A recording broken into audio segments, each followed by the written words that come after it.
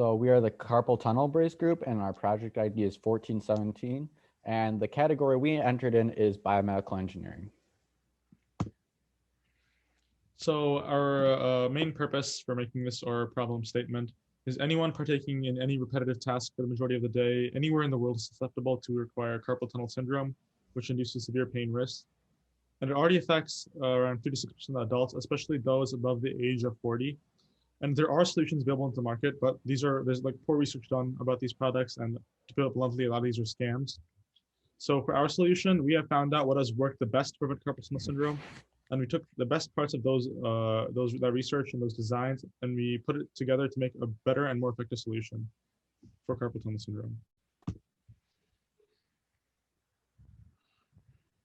Okay, so for our engineering goals, we had a few design criteria that we want to meet, and we labeled them as low, medium, and high tier for their weights that we thought how important they were, and for us to meet our consumers' expectations.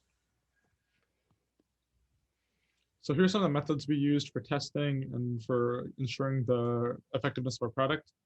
So our prototype was developed with a 3D printing technology, and we used clothwork additionally along with 3D printing technology. Our testing procedures involved methods such as the drop test, a washing test, and a wrist mobility test. All these tests gave results about the durability, effectiveness, and safety of our device.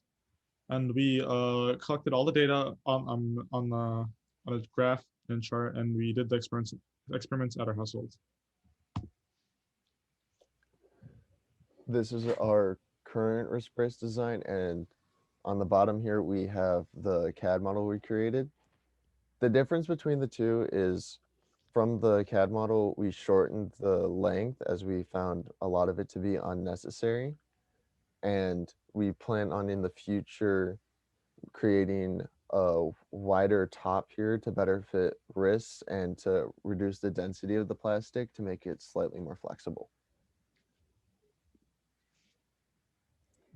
And this is our glove design. You can see on the bottom left here, we have the CAD model, and on the right side, we have the glove with someone wearing it. And this was the first one we made, and our plan for the future is to secure the padding material, as right now it is loose fitting, and securing it might make it slightly more accurate over a long period of time. So we did a series of 5 tests. The first one being to limiting our person's wrist movement to prevent hyperextending and causing harm to the wrist, and other tests such as force protection on the palm area, and the ability to be washed, and some other things like durability and comfortability with other and compatibility with other clothing and just daily wear. And after reviewing our results for the test, we passed quite a few of them, some better than others. But then there's also a few tests we can go back and redesign our prototype to pass these ones, as we did fail a few.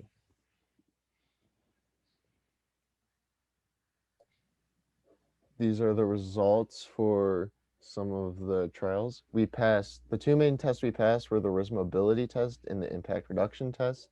On the right, you can see the chart for the impact reduction test compared to a base factor and a different product. And we calculated that the decrease for our glove in the base reduction or the force reduction test was 40%, and the test to see wrist mobility change, there was a 28% difference in motion. We found that this product that we created is capable, and we still have some questions about how we can make this slightly better. And we found that this is a good product for what's on the market because it fits better than current products on the market. So overall, given the amount of time we had, our group has found great success with the designs in the past 2 most vital tests for our wrist brace.